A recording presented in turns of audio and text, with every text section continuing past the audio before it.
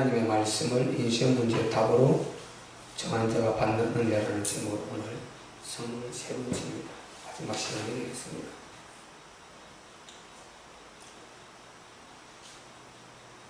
오늘 본문의 시인이 기록한 말씀을 보면은요, 본인이 고난에 처했을 때 여호와여 나의 부르짖음이 주의 앞에 이르게 하시고, 그리고 주의 말씀대로 나를 깨닫게 하소서, 이렇게 기록하고 있습니다. 우리가 고난 가운데 문제 속에서 하나님 앞에 기도할 수 있는 이런 우리가 신분, 그리고 이 믿음을 가지고 있다는 건 굉장한 사실입니다. 참 고난이 없으면 좋겠는데요, 고난이 참 많거든요. 근데 그때마다 우리가 그 고난을 우리가 위해서 해결하기 위해서 기도할 수 있는데, 바로 우리 아버지 하나님 앞에 기도할 수 있다는 것, 이것이 우리에게 큰 위로와 힘과 재산이죠. 힘들 때 여러분이 그 힘든 것을 내가 말할 수 없는 사람, 그 힘든 것을 토로할 수 없고 내가 내놓고 마음껏 해소할 수 없는 사람, 굉장히 불행한 사람이죠. 근데 우리가 우리의 힘든 것을 사람들에게 말하면 참 잠시는 위로가 되겠지만, 그게 또 그렇게 참 항상 우리를 아프게 하는 분을 많이 보게 되지 않습니까? 근데 우리는 아무리 우리가 나의 모든 눈물을 다 고백하고 다 내놓고 하나님 앞에 아무리 아뢰도요, 하나님은 절대로 우리를 흉을 보지 아니하시고, 그리고 우리를 질책하지 아니하시고 우리의 힘이 되어주시고 위로해 주시는 하나님이시거든요. 그래서 우리가 정말 내 문제를 가지고 부르짖을 수 있다는 것, 기도할 수 있다는 것, 이것이 너무나 우리가 감사한 것입니다. 우리 본문의 시인이 계속 고난이 계속 반복되어 왔거든요. 그 고난을 가지고, 그 모든 고난을 본인이 그때 하나님 말씀을 인생 문제 답으로, 그 고난의 답으로 붙들고 기도해서 승리하고 또 기도해서 승리하고, 이렇게 다 승리를 이룬 것을 본인이 기록한 거거든요. 그리고 맨 마지막 절에 보면요, 고난이 이것으로 끝났다가 아니고 언제나 고난이 있을 수 있겠지만은 나는 오직 하나님의 말씀으로 승리할 것이다. 영원토록 나는 승리할 것이다. 그렇게 나중에 말씀드리겠지만은 결론을 내립니다. 그래서 우리가 우리의 문제 가운데 정말 이 말씀을 붙들고 하나님 앞에 간절히 기도해서 그 힘을 가지고, 하나님 공급해 주시는 힘과 능력을 가지고 그 문제를 해결하고 또 넘어가고, 또 어떤 문제가 부딪히는지 또 넘어가고, 우리가 주님 부르시는 그날까지 모든 문제를 우리가 기도하면서 십자가 붙들고 이렇게 승리해 나가야 되는 것입니다. 성경에는 고난이 없다 했으면 좋겠는데 고난이 없다가 아니에요. 욥의 고난을 말씀하셨고, 그리고 제자들이 그 고난의 길을 걸어가셨어요. 바울이 아주 대표적으로 그 고난의 길을 걸어가셨습니다. 우리가 아시는 대로 우리가 살아가는 것은, 살아야 되는 분명한 이유는 우리는 복음을 위해서 살아야 될 이유를 갖고 있어요. 아무리 내가 힘들어도 살아야 될 우리는 이유를 갖고 있는 것입니다. 그 불신자들은 이 이유를 모르기 때문에 극한 상황에는 극한 선택을 하는데, 우리는 그럴 수 없어요. 아무리 힘이 들어도 나라는 존재가, 구원받은 나, 하나님을 아는 나, 복음을 가진 나, 정말 세상에 힘들지만은 우리가 진짜 우리를 도와주실 분이 있다.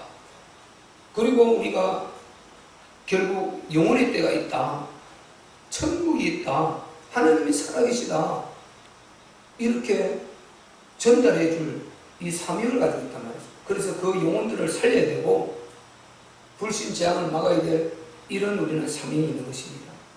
우리는 그런 사명을 가진 하나님의 자녀들이기 때문에 우리는 아무리 어려워도 힘이 들어도 고난이 있어도 살아야 될 분명한 이유를 갖고 있어요.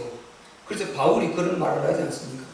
나는 이제 그리스도, 부활하신 그리스도를 만나고 나서 아무것도 두렵지 않다.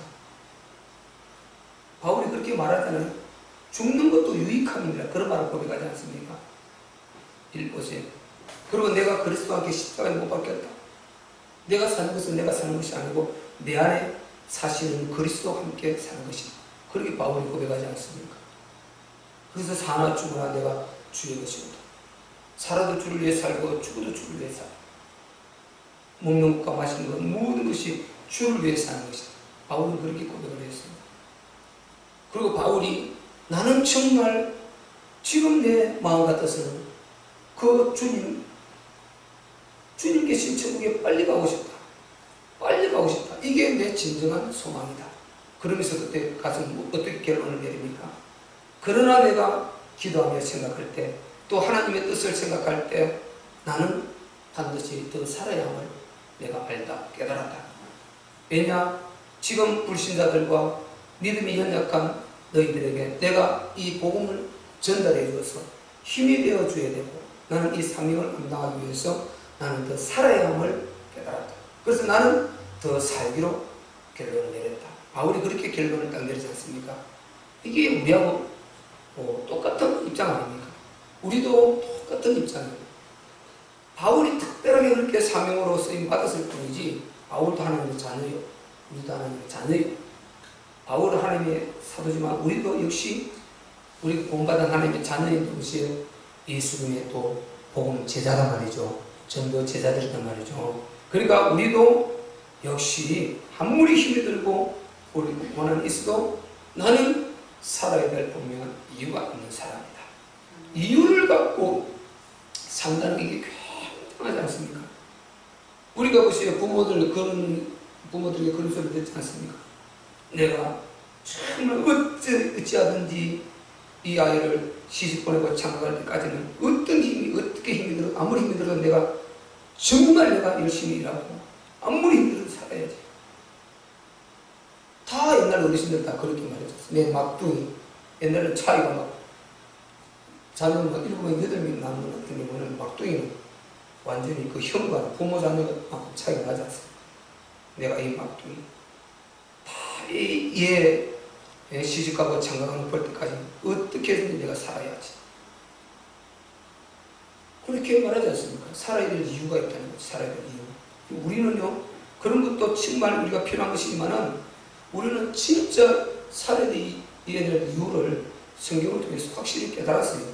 우리는 복음을 위해서, 하나님의 나라를 위해서 반드시 살아야 되는 것입니다. 아멘. 아멘. 어려움이 있어도, 고난이 있어도, 그 고난이 있으면 건너가면 되는 것입니다. 고난이 있는 대로 싸워서, 왜? 우리는 보세요. 부활하신 주님이 우리와 함께 하시기 어떻게 했어요?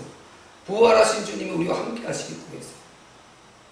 예수님이 우리의 죄를, 나의 죄를 짊어지시고 십자가에 못 박혀 죽으셨어요. 확실히 십자가에 못 박혀 죽으셨어요. 그리고 제3일 만에 부활하셨습니다. 그리고 그분이 살아나셔서 우리의 주인이 되시고 우리와 함께 하시겠다고 말씀하셨어요. 아멘. 그래서 부활하신 예수님이 우리의 주인, 나의 주인이 되신다. 그리고 그분이 나와 함께 하시겠다. 이 약속을 확실히 하시거든요. 그럼 우리가 이걸 많이 누려야 됩니다. 저는 정말 힘들 때도요, 말씀으로 들어가면 그냥, 야, 이 말씀이 참말이잖아. 이 말씀이 사실이잖아. 힘이 막 솟아요, 그냥. 왜 그런지 몰라, 힘이 솟아. 말씀 속으로 들어가면 내가 이 모든 것이 현실이 맞아. 사실이 다 맞아. 어려운 거 현실이고, 연약한 거 현실이고, 내 무능이 현실이고, 다 현실이 맞아. 사실이요, 분명히. 그런데 이 속에 들어가면은 거기에 부딪혀서는 좌절할 수밖에 없고, 넘어질 수밖에 없고, 정말 무너질 수밖에 없는 내 모습인데, 이 말씀 속으로 들어가면 그냥 사실이요. 이 말씀이 힘이 되는 거예요. 분명히 예수님이 살아가셨어요. 분명히 그분이 역사적으로 이 땅에 오셨고, 육체로 오셨고, 그리고 역사적으로 십자가를 지시고, 분명히 죽으셨어요. 그 수많은 사람들 다 보한 거예요. 다 보았지 않습니까? 다 보았어요. 분명한 증거입니다. 예수님을 십자가 못 박은 그 유대 지도자들, 그들이 역사적인 사람 인물이 아니라고 말할 사람 누가 있겠습니까? 그리고 로마의 십자가 처형법이 역사적으로 있었고 수많은 자를 그렇게 처형했어요. 화형을 시킬 때도 십자가 이렇게 못 박아놓고 밑에다 불을 지져서 이렇게 태워 죽이고, 이렇게 악해서 인간이 이렇게 악합니다. 그렇게 해서까지도 네가 예수를 믿겠냐? 거부하겠냐? 이렇게 하면요, 인간은 아주 너무나 인간을요, 이렇게 고통스럽게 그렇게 예수 믿는다고 잔인한 핍박을 했다니까요. 여러분, 예수 믿는 게 무슨 죄입니까? 자기들 모든 종교로 다 가는데 왜 하필이면 예수만 믿지 말라는 거, 예수 믿는다고 그렇게 하는 말이죠. 이게 누구 역사겠습니까? 무조건 마귀 역사죠. 아멘. 아니, 종교는 자유라 그러면서 왜 하필이 예수 믿는 것 기어이 이걸 막으려고 하는 거예요? 왜 이것만 기어이 막으려고 하느냐 이 말이죠. 동성애고요, 모든 지금 불신자들이 소수인권 존중하면서 몰고 들어가는 것, 결국은 끝에 가서는요, 이 예수 믿지 말라 이거 하려고 하는 거예요. 이걸 직접 하면 들고 일어나기 때문에 그거 하려고 온갖 방법으로 자꾸만 재오는 거지, 옥죄오는 거지. 경기도 동성애 성평등 조례, 개정 조례는 통과되고 있습니다. 통과되었어요. 지금 내가 지금 워낙 바쁜 일이 입구에서 29일날 정말 꼭 가려고 했는데 그런 일이 좀 생기고 해서 어떻게 될지 모르겠는데, 정말요, 우리 기도해야 됩니다, 여러분. 기도해야 됩니다. 동성애, 성평등 조례 개정 조례안이 통과되고 있어요. 이게 통과됐어요. 경기도 의회에서 통과가 됐다는 거예요. 그러니까 이제 교회도 성평등위원회 이걸 구성해서 딱딱 구성해서 그 위원회를 갖고 있어요. 몇 명 이상 조업원을 거느리고 있는 조그마한 기업들도 다 그렇게, 학교도 그 일정한 부서를 두어야 돼. 그걸 기부를 안 두면 안 되게 돼 있어. 교회도 그걸 반드시 두도록 되어 있어. 이게 보통 심각한 문제가 아니죠. 동성애는 하나님의 정면 도전이죠. 그러니까 엊그제 또 그 인터넷도 올라와 있고 신문도 나왔는데요, 프랑스 완전히 동성애, 참 독일 심각할 정도로. 독일은 그 기독당이 메르켈 총리가 이끌고 있지 않습니까? 지금까지 너무 잘해왔는데요, 거기에 일부도 거기에 이제 동의하는 그런 모습이 나와서 심각하다는, 그래서 제가 봤어요. 거기도 지금 우리가 해마다 한 번씩 지금 그 앞에 광장에 모이지 않습니까? 첫 번째 모일 때 제가 갔을 때 사람이 별로 없었어요. 그런데 이번에는 어마어마하게 모였어요. 7만 명이 모였대요. 금년에는 7만 명이 모였어요. 우리 기독교 반대 집회를 그렇게 하고 했죠. 그러니까 이렇게 참 하나님이 가장 싫어하시는 그 모습을 이렇게 걸고 나오는데요. 이렇게 해서 결국은 성소수자, 결국은 소수자 존중, 나중에 종교 자유, 절대로 강요하지 말라는 것입니다. 예수 믿든 안 믿든 그 개인의 인권을 존중하니까 일절 말을 하지 말라. 결국은 이렇게 해서요, 복음을 못 전하려고 마지막은 막는, 그게 주 핵심입니다. 지금 불신자들이 정치를 하고 있는 이 사람들 그 자체도 몰라요. 그게 마귀가 어떻게 이끌고 있는 것 자체를 그들도 모르고 그렇게 하고 있거든요. 결국 끝에 가서는 딱 교회, 복음, 예수 못 전하게 하려고 요게 목표거든요. 요걸 목표로 해서 하나, 요거 통과했으니까 그것도 그렇게 해야 되지 않느냐? 요렇게 딱 파고 들어가요. 그래서 결국은 교회를 도전하는 것이고 하나님 보호자를 도전하는 것이고 우리 예수님을 복음을 전달하지 못하도록 욕을 하려고 마귀가 수작을 살살 놓아오고 있단 말이죠. 교회도 지금 보세요. 하나의 사업체처럼 딱 등록을 시켜놨지 않습니까? 그래서 보고를 해야 돼요. 해마다. 세무서 다 연결시켜가지고요. 이제 보고를 다 해요. 교회를 그렇게 대우한다. 교회를 일반 기업체처럼 이렇게 인식을 하도록 그렇게 좀 만들어 놨다는 거예요. 이미 이거는 그렇게 가고 있어요. 우리도 신고를 하고. 기막힌 노력 아닙니까? 이게 다 한 방향으로 가는 거거든요. 결국은 문을 좁히고 나중에 봐라. 요것도 이러니까 그것도 똑같은 맥락 아니냐. 이렇게 하면서 복음 못 전하게 하려고 하는 거죠. 복음 못 전하게. 그래서요, 이미 영국 같은 경우는요, 큰일 납니다. 동성애 안 받으면 큰일 나요. 바로 그쪽으로 바로 고발당해요. 바로 감옥 가는 것입니다. 그러니까 남자가 남자를 데리고 와서 목사님 주례 좀 해주세요. 이거 거부하면 바로 목사 깜빵 가야 돼요. 그리고 교회가 당신들은 동성애가 아니라 우리 교회 오지 마세요. 이거 깜빵 가야 돼요. 이 지경이 되고 있다니까요. 얼마나 마귀가요 교묘하게 역사를 내고 있는데, 하나님을 알지 못하는 그들은 자기들이 거기에 불의의 병기로 지금 쓰이고 있던 이 자체를 몰라요.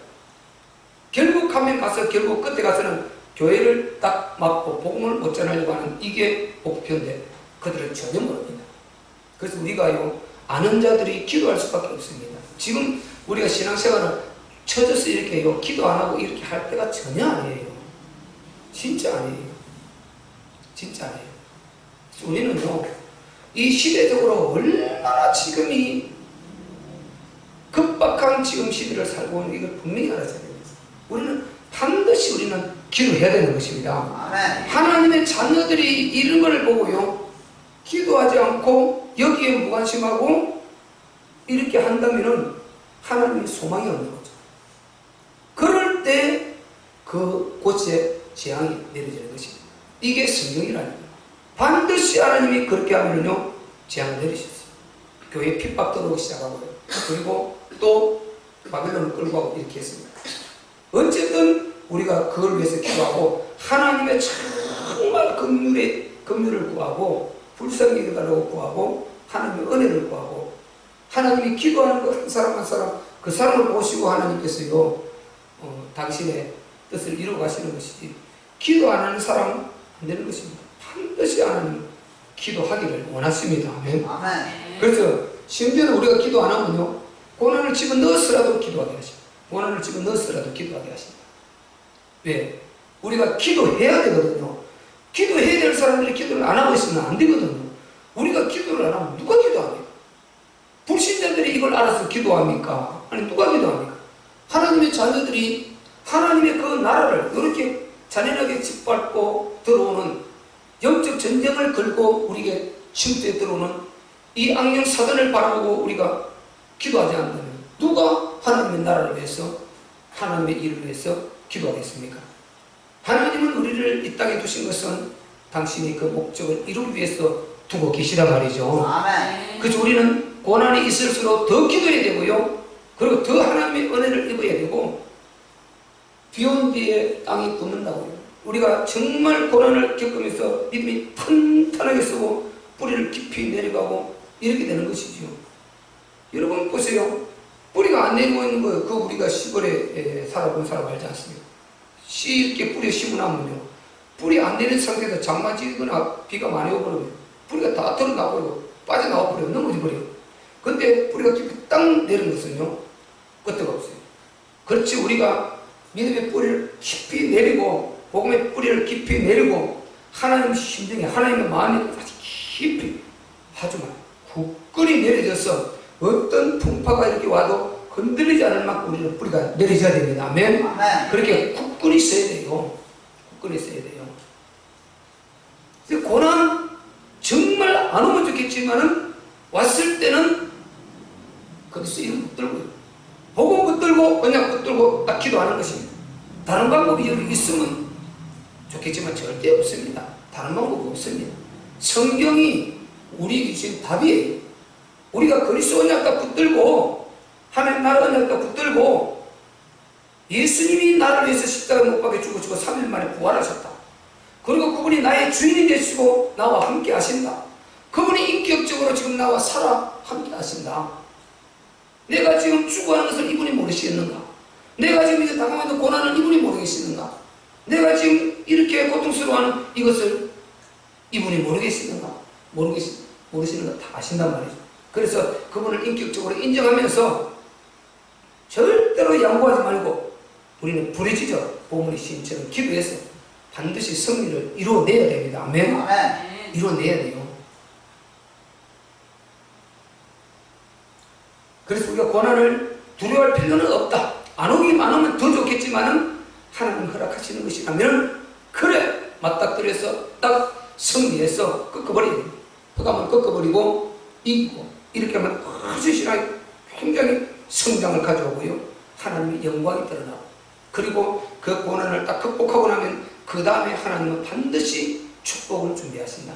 이게 성경의 모든 남은 자들의 그런 말입니다. 아멘. 요셉이 지금 애굽에 팔려가는데요. 노예로 팔려가는데 그 얼마나 고통스럽겠습니까? 분명히 시편 106편에 말하지 않습니까? 쇠사슬에 매여서 착고에 차에서 끌려갔다고 했습니다. 그때 요셉이 하나님 살아계시면 이룰 수 있는 거, 하나님 살아계시면 분명히 이러진 않을 텐데, 그리고 하나님 앞에 오망했습니다. 그 요셉의 성경 기록을 보면 오망한 데가 없어요. 오망 안 했어요. 여러분 힘들 때 때로는 오망이 막 나오려고 그러지 않습니까? 그때 꼭 반드시 우리의 신앙의 모델, 이 복음의 사람들을 생각해야 돼요. 그 사람들이 전부 다 그런 환경이 있는데, 심지어 죽을 그런 위기에까지, 목숨의 위기에까지 왔는데 끝까지 믿음 붙들고 딱 승리한단 말이에요. 죽으면 죽으리라 한 데서도 하나님은 안 죽이더라고요. 그렇지 않습니까? 죽으면 내가 죽으리이다 하고 왕 앞에 나갔는데요. 왕이 기다렸다는 듯이 지팡이를 내밀었어요. 엄청난 축복을 해서 그럼 다 죽게 된 민족들을, 자기 민족들을 다 살려냈지 않습니까? 그리고 모르드게가 그 총리가 되고 바벨론에 엄청난 복음 역사를 이루는 그런 역사를 하나님께서 이루어 주셨어요. 그리고 다니엘 제 친구들 보세요. 아니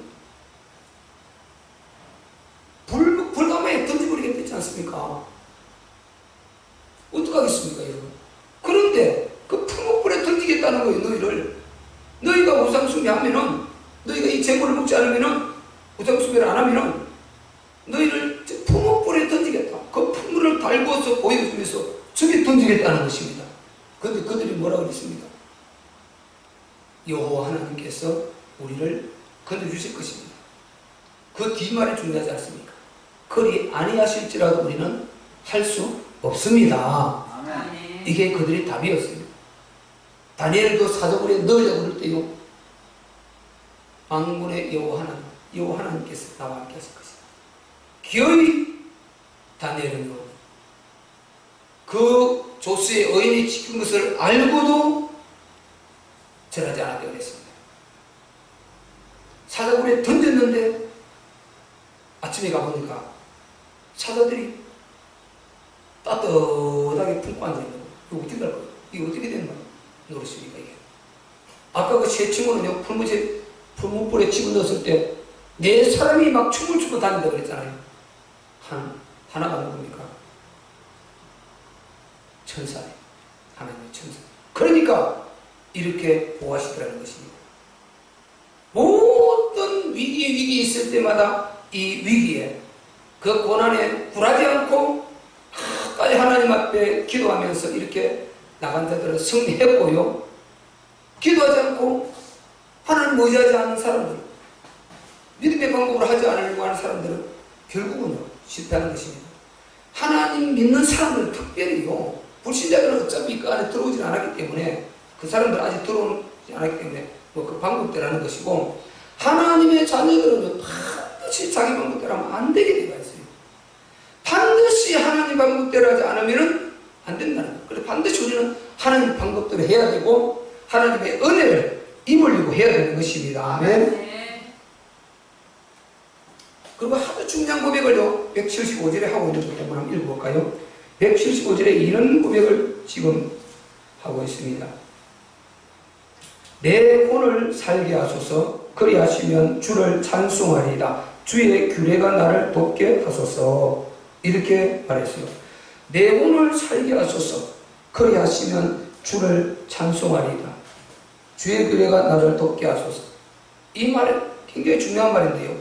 내 혼을 살게 하소서. 그리하시면 주를 찬송하리이다. 우리가 이걸 잘못 보면요, 하나님께서 나를 이렇게 축복해 주시면은 내가 이렇게 하겠습니다. 이렇게 조건을 다른 것 같을 때 전혀 그런 것이 아닌 것입니다. 이 말씀은요,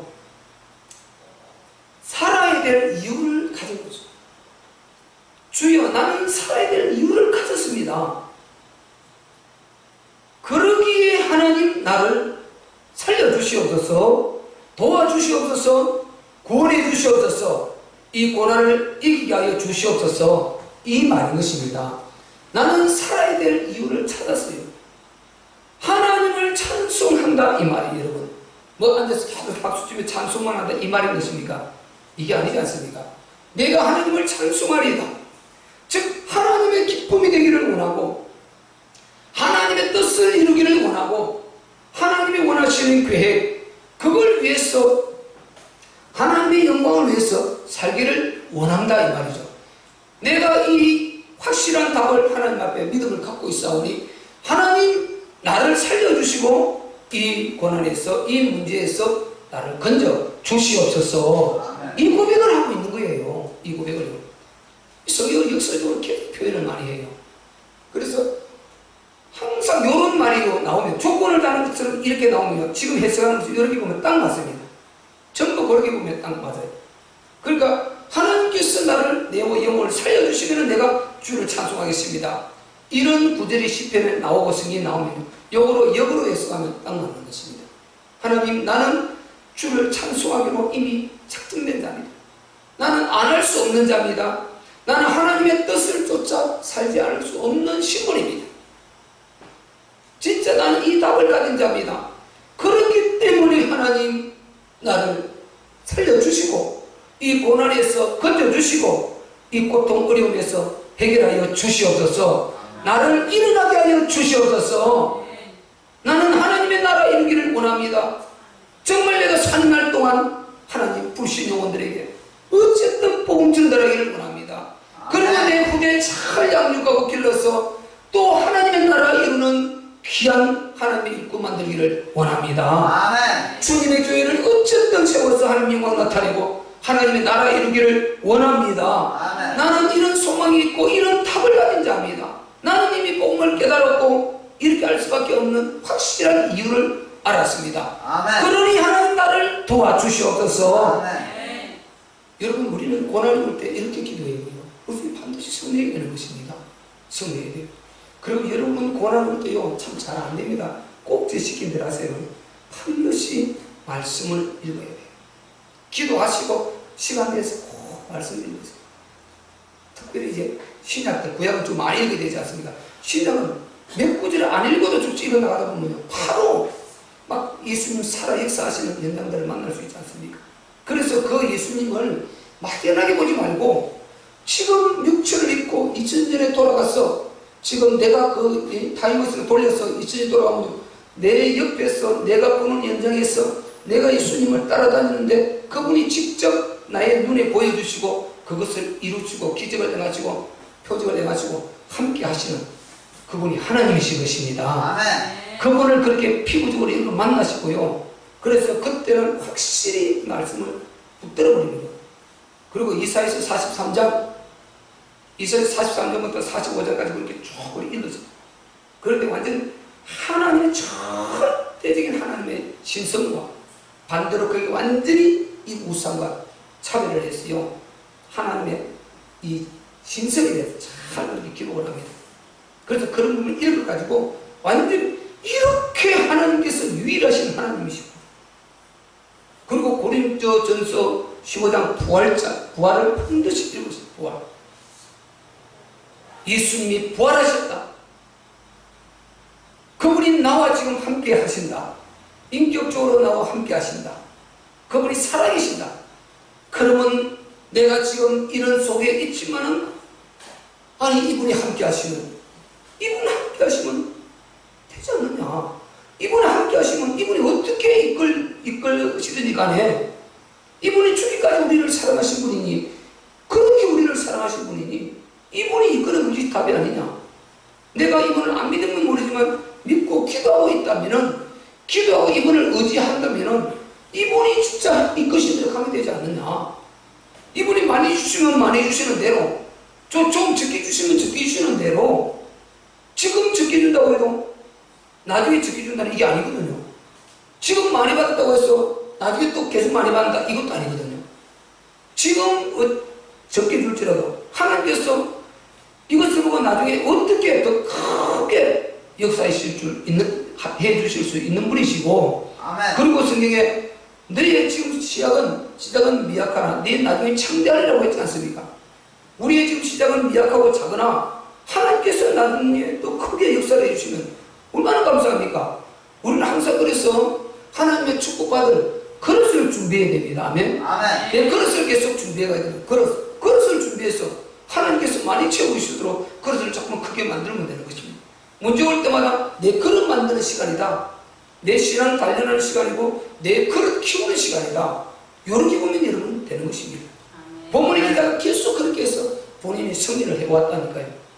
그리고 우리가 시편 119편을요. 제가 여기서 이 달락을 딱 치어난 그대로 한 달락 이렇게 그대로 해왔어요. 지금 한 달락 이게 동그라미 치고 그게 한 달락이거든요. 그렇게 한 달락 해서 지금 선물 세 번째 온 것입니다. 그래서 이 시편 기자가 그렇게 말했어요. 정말 우리는요, 이 시편 기자가 또 173절에 보면 내가 주의 말씀을 택했다. 나는 주의 말씀을 택했다. 이런 고백을 해요. 여러분 문제가 생겼을 때 내가 주의 말씀을 택하고 그리고 기도를 택한다. 나는 이 사람은 반드시 나는 승리할 수밖에 없다고 확실히 믿습니다. 아멘. 주의 말씀을 택하고 기도를 택한다. 이렇게 할 수만 있다면은 이 사람은 나는 확실히 승리할 사람이라고 확실히 단언합니다. 못하는 것이 문제지. 진짜 말씀을 택하고 기도를 택하는 이건 굉장한 사건이에요. 이렇게 하기만 한다면은 본인이 안 해서 그렇지 못해서 그렇지 하기만 한다면 나는 역사가 일어날 줄로 믿습니다. 아멘. 성경을 보니까 그래요. 자, 마지막 절 가서 우리가 보고 정리하겠습니다. 마지막 이 시는요, 어떻게 결론을 내리는가 보세요. 시편 지금 119편 전체 결론을 내리는데, 자, 우리 119편 마지막 절 오늘 같이 한번 읽겠습니다. 마지막 절 176절 시작. 이런 양같이 내가 유리하노니 주의 종을 찾으소서. 내가 주의 계명을 잊지 아니함입니다. 아멘. 여기 보세요. 이런 양같이 내가 유리하노니. 아니 지금까지 제가 말씀드렸잖아요. 그렇게 승리해온 이 시인이 그때 가서 또 유리한데 이런 양같이 내가 유리하오니 주의 종을 찾으소서. 내가 주의 계명을 잊지 아니함이니. 여러분 우리 인생을 우리 성도의 삶을 하나님의 자녀들의 삶을 양에 비유했어요. 항상 우리가 예수님과 성도의 관계가 양과 목자의 관계잖아요. 그래서 우리는 목자고 우리는 양이고 우리의 목자 되신 분은 예수님이시단 말이죠. 그래서 다윗이 여호와는 나의 목자시니 내가 부족함이 없으리로다. 그렇게 고백했지 않습니까? 지금 양이라는 것은 우리가 특징을 잘 알듯이요. 양은 이게요 우둔한 짐승이에요.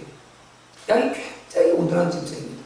그 양을 아는 사람들 책을 보면요, 양은 눈도 깜파고 뭐 귀도 하나밖에 들을 줄 모르고 그냥 눈이 가는 대로 가는 거예요. 눈 돌아가는 대로, 고개 돌아가는 대로 쭉 따라가고 그렇게 죽는지 사는지도 모르고 막 이렇게 가요. 그렇다고 뭐 강한 이빨이 있느냐? 가다가 사나운 맹수를 만났을 때 강한 이빨이 있느냐? 없어요. 뭐 들이받을 뿔이 있냐? 없어요. 그리고 빨리 뭐 치타처럼 뭐 80km, 120km 다닐 그 속력이 스피드가 있느냐? 없어요. 용처럼 아주 그러면 영리한 뭐 깨가 있느냐? 없어요. 그 양은 굉장히 무지한 이 동물이거든요. 짐승인데. 그런데 이 양은 자기가 그렇게 하면 좀 조심해야 되잖아요. 두려워해야 되는데 두려워도 안 해요. 그냥 아무 데나 막 가는 일 특성이 있어요. 특징이 그래요. 양이 아무 데나 근데 갔으면 이렇게 떠듬고요. 그래서 목자가 반드시 관리를 해줘요. 양은 목자가 관리를 안 해주면요 못 살게 돼요. 이게 양이. 그래서 우리를 양에 비유했어요. 반드시 우리 인간이라는 존재는요 우리의 목자이신 우리 주 예수님이 함께 해주셔야 되는 것입니다. 항상 우리가 성화 거듭날 때 그 성화 그렇게 모양이라도 지팡이 딱 이렇게 끝났지 않습니까? 항상 우리 주님이 양떼를 이렇게 인도를 해주셔야 그래야 우리 성도들은요 평안이 되는 것입니다. 이 요한복음 10장에 가면 양과 양에 또 비유를 예수님이 목자, 선한 목자와 관계를 잘 말씀해 주고 있지 않습니까? 그래서요 양은 이렇게 아무런 능력도 없고 지혜도 없고 뭐 속력도 없고 그리고 강한 이빨도 없고 그런데 아무렇게 막 가는 거예요. 이게 꼭 우리 성도의 모습이라는 것입니다. 그래서 지금 시인이 크게 비유해서 이렇게 말해주고 있어요. 그러니까 유리한다 이 말은 그렇게 나는 앞으로도 하나님 연약하다 이 말인 거죠. 자기 연약함을 고백하는 것입니다. 하나님 나는 이렇게 연약합니다. 이렇게 양처럼 이렇게 무둔하고 미련하고 그리고 지혜도 없고 그러면서도 무서운 것도 모르고 내 마음대로 행동하는 이런 자입니다. 이런 양같이 그러니까 잃어버렸죠. 이런 양같이 길을 잃어버렸죠. 그러다가 길을 잃은 양같이 이렇게 나는 유리하오니 주의 종을 찾으소서. 나는 그럴 수밖에 없는 연약한 자입니다. 하나님 그때마다 저를 어떻게 해요? 찾아달라. 바꿔 말하면 책임져 달라 이 말인 것입니다.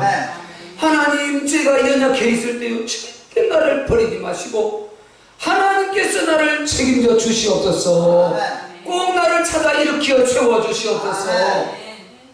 이 말을 하고 그 말을 하고 있는데 맨 마지막 이게 중요합니다. 맨 마지막 말이 내가 주의 계명을 잊지 아니한다 이 말이죠.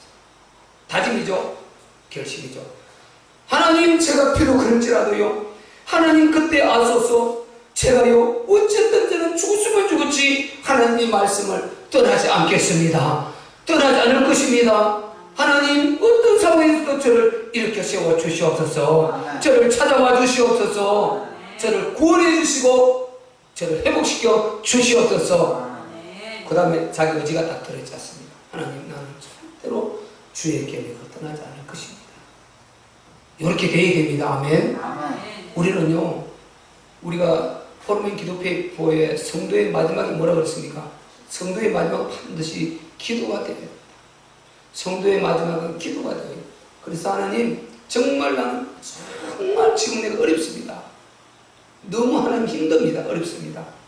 하나님 이 어려움을 보시고 종을 시험에 들지 않게 도와주시고 우리 가정을 시험에 들지 않게 도와주시고 우리 자녀, 우리 남편, 우리 아내 시험에 들지 않게 도와주시고 꼭 아버지 승리할 수 있도록 하나님께서 도와주시옵소서. 하나님께서 이 문제를 해결해 주시고 우리 가정을 세워 주시옵소서.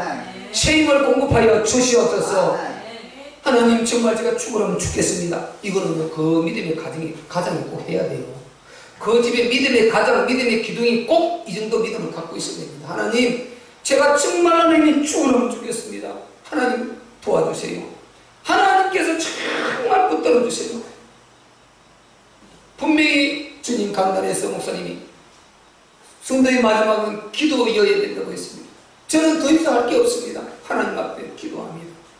주여 이 기도가 나의 마지막이 되게 하시고 이보다 더 밑으로 내려가지 않도록 저를 불쌍히 여겨 주시옵소서. 이렇게 기도하면서 반드시 승리해야 될 줄로 믿습니다. 그래서 오늘 시편 이 119편 전체 몇 구절을 빼고는요 전부 언어를 보면요 이 주의 말씀 계명이 다 들어있어요. 한 구절도 안 빼고 다 들어있어요. 이 총 170 이렇게 6편 가운데요 다 그 같은 원어가 들어가 있어요. 그만큼 아주 말씀입니다. 그 결론에 가서 시인이 딱 결론 이렇게 내리는 것입니다. 그래서 우리도요, 정말 나는 너무나 무능하고 무지하고 미련하고 믿음 없고 이렇게 정말 양처럼 이렇게 제가 기억하는 섭섭성 성량으로 충만합니다. 하나님 정말 저를 놓지 마시고 또 그를 도와주시고, 그리고 저는요 정말 이 믿음은 내가 어쨌든 하나님 말씀은 내 최후까지 나는 말씀을 나의 인생 문제 답으로 찾겠습니다.